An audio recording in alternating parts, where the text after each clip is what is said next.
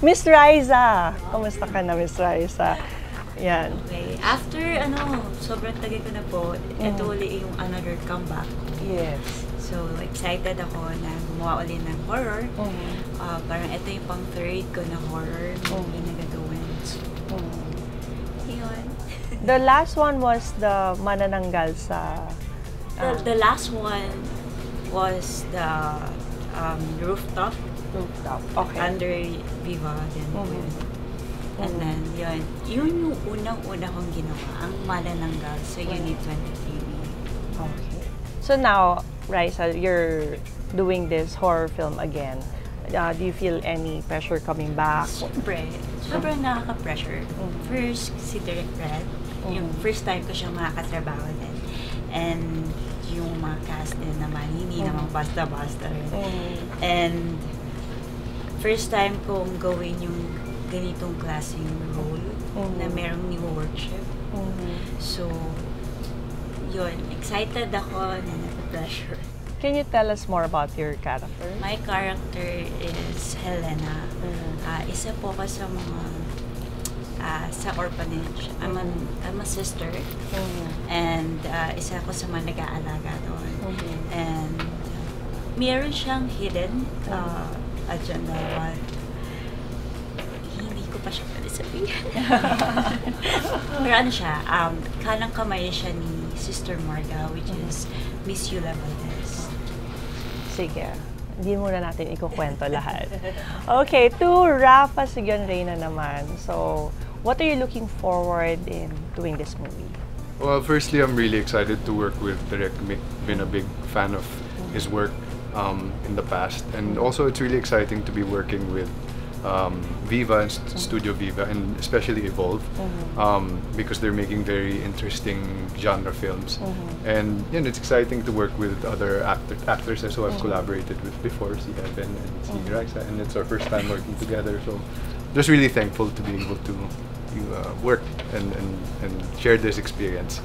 And it's exciting na, parang yung movie na gagawin namin is the kind of movie na papanoorin ko. It's something, it's exciting. It's interesting to be making a movie na kung makita mo siya sa streaming, uy, panoorin ko to. Yeah. So that's a good feeling bilang isang artista na parang, uy, astig to. Yeah. And can you please tell us about your role in this movie? Ako si Darwin, isa ako sa mga investigators ng mga ancient evils na nangyayari sa orphanage. So, yun. So, that's it. Parang ayaw nila magkwento direct. Si Nicole naman, napapanood na sa mga kilig series as part of the Univercada.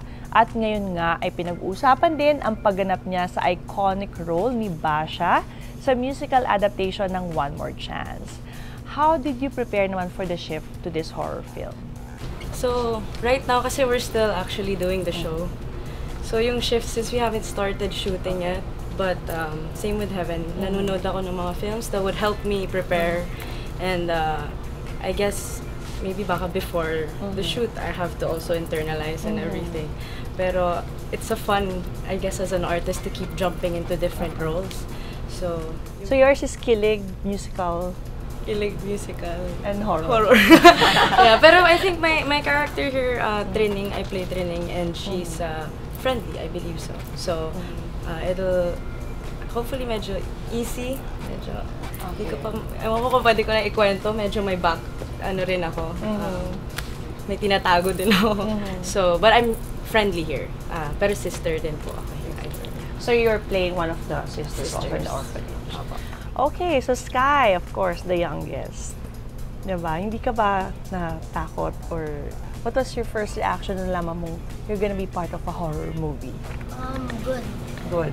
Excited. Excited. Natakot ako yung natakot mo yun. Pero, is this your pang-ilang mo na ba? Movie? First. First movie! Wow! So, aside from doing a horror film, first talaga na pelikula. And what are you looking forward to sa paggawa ng isang pelikula? Being happy and being nice to people. But it's a horror film. They're not gonna be nice to you. Being scared. Being scared. There you go. Ayan, Heaven. Kay Heaven naman, ano naman reaction mo when you were first offered the project? Balik tayo sa'yo kanina. It's a funny story. Gusto mo ba ikwento May direct? phone-in question. So, kakatapos lang po ng Sunny noon, premiere night. And, you know, Boss Vic was there, of the bosses. Tapos sabi ni Boss Vic, ay, may papapitch ako kay Direct Red, ganyan. Kunin mo. Tapos parang, ano po yun? Sige po. Tapos sabi niya, hindi, papapitch ko na ngayon para baka oo ka na. Ganyan ka na.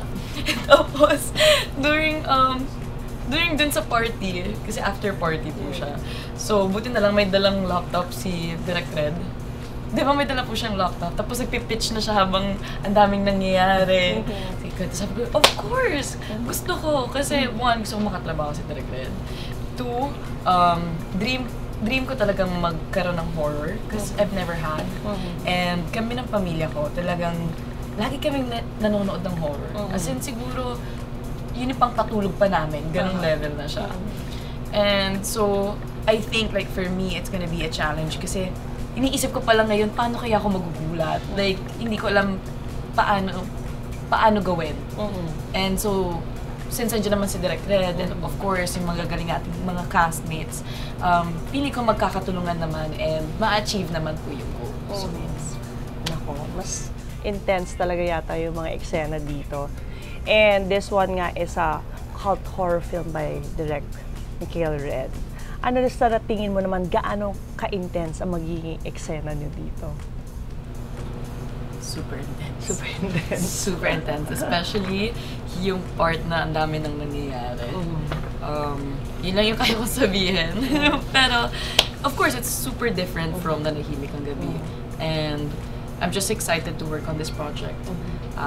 Para makita natin kung kaya ko ba, ganyan. So, yeah.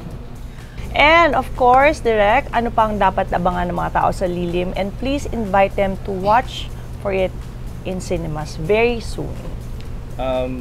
Yung maabangan nyo dito sa Lilim, you know, kami nga ng team ko, we always make sure, we try our best to make a great film, pero ang important sa amin na interesting yung film. So, tone pa lang, I think, iba to sa usual local horror movies na we really wanted to be bleak and dark and baka R-rated and edgy, so with twists and turns, so very may scale and spectacle rin to and period nga, so this is gonna be a enjoyable, frightening experience. So I hope you all watch and watch it more than once para yung second viewing nyo, pwede nyo nang abangan yung reaction ng mga new set of friends nyo dun sa scares namin, di ba? Kasi alam nyo na when it's coming, so you can watch them react. So watch it more than once. Wow, thank you, Direct, and congratulations, guys, and good luck on your shoot. Rafa, Nicole, Raisa, Sky, and Heaven.